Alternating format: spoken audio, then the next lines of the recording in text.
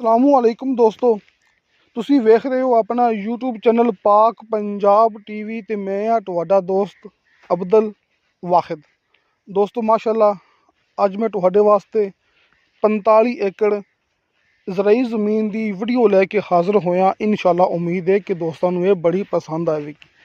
ਦੋਸਤੋ ਸਾਹਮਣੇ ਆਪਣੀ ਜ਼ਮੀਨ ਹੈ, ਮੈਂ ਥੋੜਾ ਪਿੱਛੇ ਹੈਗਾ। ਮੈਂ ਵੀਡੀਓ ਪਹਿਲੇ ਸ਼ੁਰੂ ਕਰ ਲਈ ਸੀ ਤੇ ਥੋੜਾ ਪਿੱਛੇ ਹੈਗਾ। ਮੈਂ ਮੌਕੇ ਤੇ ਜਾ ਕੇ ਦੋਸਤਾਂ ਨੂੰ हर एक चीज़ विखावांगा। 45 एकड़ ज़मीन अपने इलाके की ज़मीन है। तहसीलो ज़िला पाकपतन शरीफ, तहसीलो ज़िला यानी कि ज़िला भी तहसील भी पाकपतन शरीफ। ये 45 एकड़ ज़मीन है। बहुत ही ख़ास मौका है, बहुत ही अच्छी ज़मीन अपने को।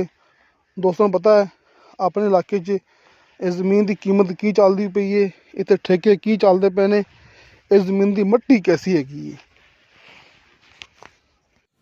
तो दोस्तों वैसे तो मैं ज़मीन की वीडियो मौके तो पहुँचने तो पहले शुरू कर ली सी, लेकिन साइड ते मैं नाल दोस्तों को वीडियो दिखाता रहा, क्योंकि वीडियो आप पहले बनाई दी है तो हट के अपने ऑफिस आके अपने दफ्तर आके वीडियो के उपर अपनी आवाज़ रिकॉर्ड करते होंगे। ये पक्का खाला आप पक्के खाले के जरिए मौके पर आए हैं, तो पक्का ही खाला ही आपां नूं अपनी ज़मीन के अंदर मिलेगा। नहर यानी कि रजवाया अपनी ज़मीन के इंतहाई करीब है। साल का नहरी पानी वाफर मिकदार दे विच रजवाया इंतहाई करीब है।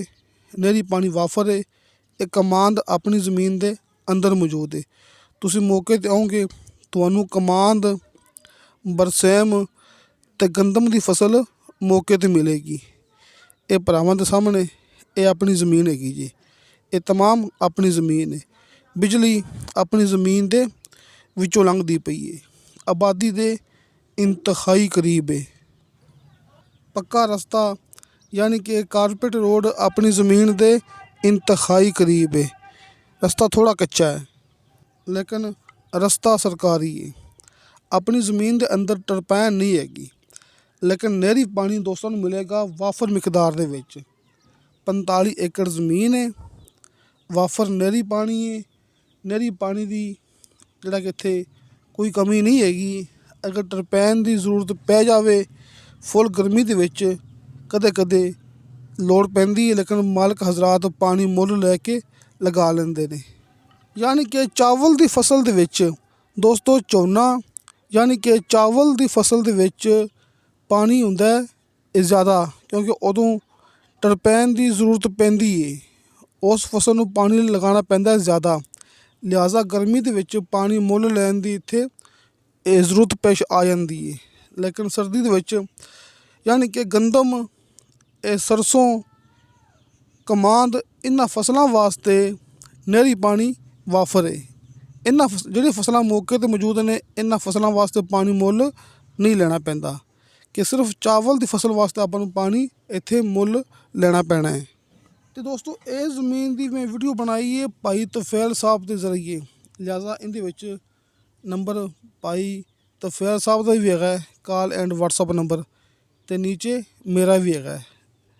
यानी कि मेरा नंबर सिर्फ व्हाट्सअप ते तुसीं वॉइस मैसेज करोगे, चैट करोगे, तुहानूं फौरन रिप्लाई मिलेगी, तुहानूं फौरन जो कि जवाब मिलेगा तुहाडी गलबात का। नंबर ऊपर वाला भाई तुफैल साहब का, एक कॉल एंड व्हाट्सअप। किसी दोस्त ने गल करनी हो मेरे नाल, दोस्तों में मैं ये गल करदा हुन्ना कि सामने स्क्रीन ते बेशक ना होवे, लेकिन हर मूवी की डिस्क्रिप्शन दे विच मेरा व्हाट्सअप नंबर मौजूद हुंदा है। तुसीं वॉइस मैसेज करोगे, चैट करोगे, तुहानूं फौरन रिप्लाई मिलेगी। लेकिन इस वीडियो की सामने स्क्रीन ते भी नीचे तुहानूं मेरा व्हाट्सअप नंबर मिल गया होगा, कॉल नंबर नहीं व्हाट्सअप नंबर। तो दोस्तों तहसीलो ज़िला पाकपतन शरीफ, पाकपतन तो तकरीबन 10-12 किलोमीटर फासले ते ये ज़मीन च। ये ज़मीन की खास लोकेशन कि पाकपतन मेन शहर तो सिर्फ 10-12 किलोमीटर के फासले ते ये अपने कोले ये ज़मीन हैगी जे। पाकपतन आरिफ वाला मेन रोड ये ज़मीन नाल लगदा है। यानी कि मेन रोड जिहड़ा कि तुसीं पाकपतन आरिफ वाला मेन रोड के जरिए आना जे। ਆਪਾਂ ਇਹਨੂੰ ਮਲਤਾਨ ਰੋਡ ਵੀ ਕਹਿੰਦੇ ਆ। ਅਗਰ ਤੁਸੀਂ ਇੰਟਰਨੈਟ 'ਤੇ ਚੈੱਕ ਕਰੋਗੇ ਤਾਂ ਮੈਂ ਹਰ ਮੂਵੀ ਦੇ ਵਿੱਚ ਗੱਲ ਕਰਦਾ ਹੁੰਦਾ, ਇੰਟਰਨੈਟ 'ਤੇ ਲਿਖਿਆ ਆਵੇਗਾ ਦਿੱਲੀ ਮੇਨ ਰੋਡ, ਕਿਉਂਕਿ ਉਹੀ ਮੇਨ ਰੋਡ ਹੈ ਜਿਹੜਾ ਪਾਕਿਸਤਾਨ ਦਾ ਸਭ ਤੋਂ ਲੰਮਾ ਅਤੇ ਸਭ ਤੋਂ ਪੁਰਾਣਾ ਮੇਨ ਰੋਡ ਹੈ, ਜਿਹੜਾ ਕਿਸੇ ਦੌਰ ਵਿੱਚ ਦਿੱਲੀ ਮੇਨ ਰੋਡ ਦੇ ਨਾਮ ਨਾਲ ਮਸ਼ਹੂਰ ਸੀ। ਦੋਸਤੋ ਇਹ ਜ਼ਮੀਨ ਦੀ ਡਿਮਾਂਡ ਕੀਤੀ ਹੈ ਮਾਲਕ ਨੇ ਫੀ ਏਕੜ ਦੇ ਹਿਸਾਬ ਨਾਲ 55 ਲੱਖ ਰੁਪਇਆ। ਦੋਸਤੋ ਡਿਮਾਂਡ ਹੁੰਦੀ ਮਾਲਕ ਦੇ ਹਿਸਾਬ ਨਾਲ, ਮਾਲਕ ਦੀ ਮਰਜ਼ੀ ਨਾਲ ਸੌਦਾ ਹੋਣਾ, ਮਾਲਕ ਦੇ ਨਾਲ ਆਮਣੇ ਸਾਹਮਣੇ ਬਹਿ ਕੇ। ਮੈਨੂੰ ਕਿਸੇ ਵੀ ਜ਼ਮੀਨ ਦਾ ਰੇਟ ਗਣਾ ਕਰਨ ਦਾ ਕੋਈ ਫਾਇਦਾ ਨਹੀਂ ਹੈਗਾ, ਸਗੋਂ ਉਲਟਾ ਮੇਰਾ ਨੁਕਸਾਨ ਹੈ। 50 ਤੇ 5 55 ਦੋਸਤੋ 55 ਲੱਖ ਰੁਪਇਆ ਫੀ ਏਕੜ ਦੇ ਹਿਸਾਬ ਨਾਲ ਇਹਦੀ ਡਿਮਾਂਡ ਹੈਗੀ ਜੇ। ਇੱਥੇ ਠੇਕਾ ਚੱਲਦਾ ਪਿਆ ਸਾਲ ਦਾ ਫੀ ਏਕੜ ਦੇ ਹਿਸਾਬ ਨਾਲ 2.25 ਲੱਖ ਤੋਂ ਲੈ ਕੇ 2.5 ਲੱਖ ਤੱਕ, ਯਾਨੀ ਕਿ ਸੱਜੇ ਖੱਬੇ 2.25 ਲੱਖ 2.5 ਲੱਖ ਇੱਥੇ ਠੇਕੇ ਚੱਲਦੇ ਪਏ ਨੇ। ਅਤੇ ਦੋਸਤੋ ਇਨਸ਼ਾ ਅੱਲਾਹ ਤਾਲਾ ਬਸ਼ਰਤੇ ਜ਼ਿੰਦਗੀ ਬਫਜ਼ਲੇ ਖੁਦਾ ਮਿਲਾਂਗੇ ਅਗਲੀ ਵੀਡੀਓ 'ਤੇ। ਅੱਲਾ ਹਾਫਿਜ਼।